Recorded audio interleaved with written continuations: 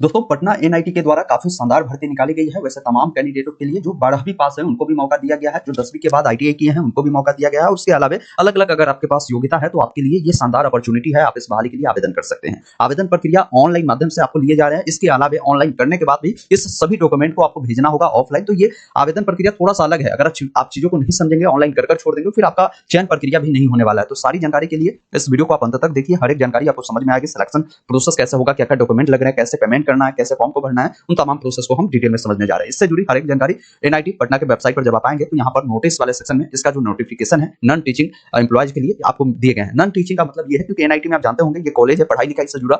Non teaching में आपको पढ़ाने लिखाने वाला काम नहीं दिया जाएगा। इसमें कई सारे पोस्ट है, जैसे कार्यालय परिचार का है, उसके अलावा भी टेक्नीशियन का है, अलग अलग पोस्ट है, ऑफिस अटेंडेंट का है। तो उन तमाम पोस्ट के बारे में हम समझेंगे और यहीं पर इसका जो है ऑनलाइन एप्लीकेशन का भी लिंक दे दिए गए हैं। आज से आपका आवेदन शुरू हो चुका है। नोटिफिकेशन में पहले कुछ बेसिक जानकारी बताते हैं, फिर आपको फॉर्म भरने की हर एक जानकारी को आपको बताई जाएगी।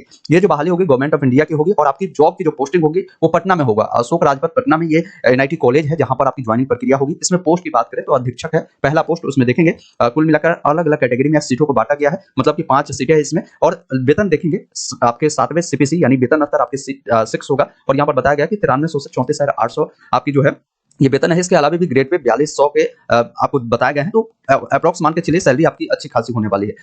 दूसरा जो पोस्ट है टेक्नीशियन सहायक का है। इसमें भी आपके अलग अलग कैटेगरी वाइज अच्छी खासी सीटें हैं और यहाँ पर टेक्नीशियन का है जिसके लिए भी आपको सीटें अच्छी खासी बताई गई है। कनिष्ठ सहायक का है जिसके लिए भी आप सैलरी का जो वेतन है आपका 3 है। इसके अलावा कार्यालय परिचार का है जिसमें 60 सीटें है और इसमें भी आपकी सैलरी जो होगी वेतन स्तर 1 है। इसमें करीब अप्रॉक्स आपकी सैलरी 20,000 प्लस ही आपकी होने वाली है। अब देखिए आवेदन कैसे हो रहा है इसके बारे में यहाँ पर बताए गए हैं। तो आवेदन करने के लिए प्रथम आप सभी कैंडिडेट को इनके जो वेबसाइट है, ये वेबसाइट जो कि हमने आपको दिखाई, ये इनके वेबसाइट है। इस वेबसाइट पर आप आएंगे और यहाँ पर आपको एक लिंक दिए गए हैं, उसके बारे में ये बताया गया कि इस लिंक पर जाकर आपको सबसे पहले शुल्क जमा करना होगा। शुल्क कब से कब तक जमा होगा? तो 7 नवंबर से 29 नवंबर 2023 तक ये नामांकन प्रक्रिया आपका खुली रहेगी और वहीं से आपको जो है पेमेंट भी जमा करना होगा। पेमेंट करने के बाद आपको उसका जो प्रिंट आउट है उसे निकालना होगा और इसके अलावा जो भी आप ऑनलाइन करेंगे उसका भी प्रिंट मिलेगा और आपको जो दस्तावेज लग रहे हैं हम उसकी भी जानकारी बताएंगे क्या क्या लग रहा है। उन तमाम दस्तावेजों को आपको क्या करना है, भेजना होगा। भेजना कहाँ है तो इसकी जानकारी दिया गया है। रजिस्ट्रार राष्ट्रीय प्रौद्योगिक संस्थान पटना जो कि अशोक राजपथ, पिन कोड भी आपको दिए गए हैं। इस पते पर आपको भेजना है। केवल स्पीड पोस्ट या पंजीकृत डाक के माध्यम से ही आपको भेजना है।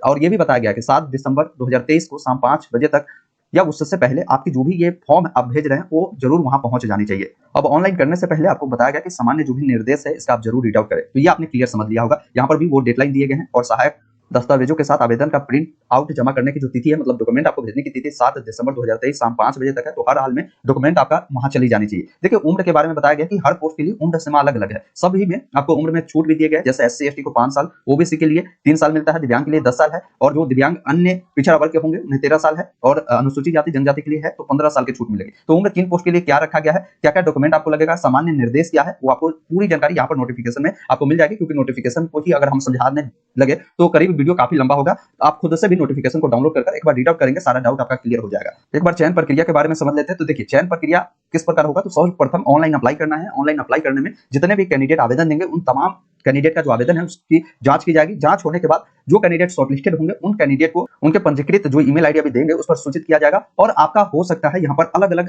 चरणों में आपकी जो एग्जाम की प्रक्रिया है वो शुरू हो सकती है। इसमें देखिए बताया गया है जैसे scanning test, trade test, skill test और बहुविकल्पीय प्रश्न जैसे आपको विकल्प यहाँ पर दिए जा सकते हैं। तो ये आपको ईमेल पर सूचित कर देगा या इनके वेबसाइट को विजिट करेंगे तो इसकी जानकारी मिल जाएगी। डॉक्यूमेंट क्या क्या भेजनी है ये सब डॉक्यूमेंट की लिस्ट है जिसकी जानकारी आप देख लीजिएगा। तो आइए आप जानते हैं ऑनलाइन अप्लाई कैसे करना है। इनके वेबसाइट पर भी आएंगे तो यहाँ पर आपको एक ऑप्शन मिलता है SOP फॉर ऑनलाइन एप्लीकेशन, जिस पर आपको क्लिक करना है और यहाँ पर पूरी गाइडलाइन आपको मिलती है। ऑनलाइन आवेदन करने से पहले बताया गया है कि सर्वप्रथम आपको जो है पेमेंट करना होगा, क्योंकि स्टेप ए में यही दिया गया है कि पेमेंट करने के लिए सबसे पहले आपकी इंस्टीट्यूट जो सेलेक्ट रहेगी वो national institute of technology Patna ही रहेगा और ब्रांच आपको जो चुनना है, ये जो ब्रांच दिए गए इसी ब्रांच को चुनना है। बाकी आपको अपना ईमेल आईडी डालना है, कैप्चा कोड को डालना है और सर्च पर क्लिक करना है। तो आइए जानते हैं पेमेंट कैसे करेंगे। इसी नोटिफिकेशन के जब नीचे आएंगे तो एक ऑप्शन मिलेगा click here for payment link, जिस पर आपको क्लिक करना है, रिडायरेक्ट करेगा आपको पेमेंट वाले गेटवे पे। फर्स्ट स्टेप आपका यही है कि पेमेंट करना है। यहाँ पर इंस्टीट्यूट का नाम यही रहेगा, ब्रांच नेम आपको चुनना है। तो ब्रांच नेम हमने जैसा कि बताया कि आपको national institute of technology non teaching requirement 2023 को चुनना है। तो उसका ऑप्शन आपको जहां पर भी मिले उसी ऑप्शन को आपको यहाँ पर सेलेक्ट करना है। तो ये ऑप्शन आ जाएगा और यहाँ पर आपको अपना ईमेल आईडी कैप्चा को डालकर सिंपली क्या करना है, नीचे में एक ऑप्शन दिया गया सर्च का, जिस पर क्लिक करें। बाकी नीचे में आपको अपना नाम, ईमेल आईडी, मोबाइल नंबर देखने को मिलेगा। आप किस कैटेगरी से बिलोंग करते हैं उस कैटेगरी को यहाँ से चुनेंगे।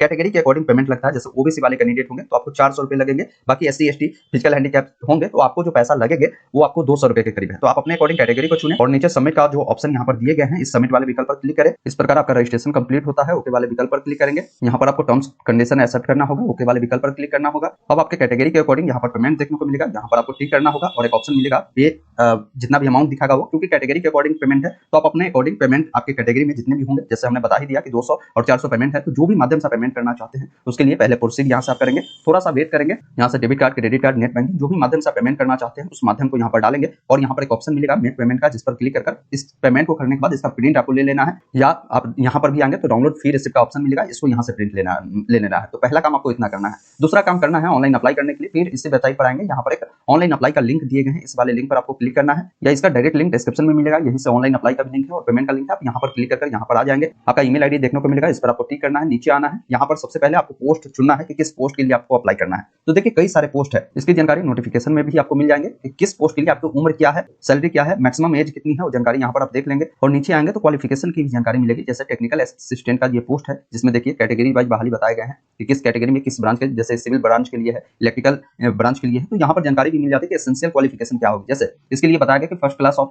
इक्विवेलेंट ग्रेड इन बीई या बीटेक होनी चाहिए सिविल इंजीनियरिंग में, तो आप इसके लिए अप्लाई कर सकते हैं। या यहाँ पर बताया गया कि अगर आपने डिप्लोमा भी किया है सिविल इंजीनियरिंग में तो इस पोस्ट के लिए अप्लाई करेंगे। डिजिटेबल में बताया गया कि अगर आपके पास एक्सपीरियंस है या इस प्रकार की नॉलेज है तो आप अप्लाई कर सकते हैं। डिजिटेबल का मतलब होता है तो आपके पास है या नहीं है फिर भी आप अप्लाई कर सकते हैं, तो इस प्रकार देख पाएंगे। फिर आप नीचे और भी आएंगे तो अलग अलग पोस्टों की जानकारी यहाँ पर आपको दी गई, जैसे टेक्निकल में जो भी पोस्ट आते हैं उसकी जानकारी आपको यहाँ पर दिए गए, जैसे कई सारे पोस्ट है, जैसे देखिए टेक्निकल इन वेबसाइट में है जो 12th पास है साइंस स्ट्रीम से तो वो कैंडिडेट अप्लाई कर सकते हैं 60% अगर उसका नंबर है तो, या जो कैंडिडेट 10वीं पास है और ITI किया है तो उनको भी यहाँ पर मौका दिए गए हैं। तो देख पा रहे होंगे अलग अलग पोस्ट है यहाँ पर। चलिए नीचे आपको और भी पोस्ट दिखाते हैं, जैसे यहाँ पर ऑफिस अटेंडेंट का पोस्ट है जिसमें बताया गया कि अगर आप 12वीं पास है तो अप्लाई कर सकते हैं। सुपरिटेंडेंट का है जिसमें बताया गया कि अगर आपके पास बैचलर डिग्री यानी ग्रेजुएशन है तो आप इसके लिए अप्लाई कर सकते हैं। जूनियर असिस्टेंट की बात करें तो इसमें बताया गया कि 12वीं पास है और आपके पास टाइपिंग की ज्ञान है तो आप इसके लिए अप्लाई कर सकते हैं। टेक्निकल सिविल में भी 12वीं पास है और उसके अलावा भी कई सारे क्वालिफिकेशन कोई भी एक पूर्ति कर देंगे, जैसे 10वीं भी पास ITI किया है फिर भी अप्लाई कर सकते हैं। तो 12वीं पास में बहुत सारे पोस्ट है, आप देख लेंगे कि किसके लिए अप्लाई करना है, उस पोस्ट को आप यहाँ से क्या करेंगे सेलेक्ट कर देंगे। अब यहाँ पर आपको अपना नाम लिखना है, पिताजी का नाम लिखना है, माताजी का नाम लिखना है, आपकी डेट ऑफ बर्थ जो भी होगी कैलेंडर के माध्यम से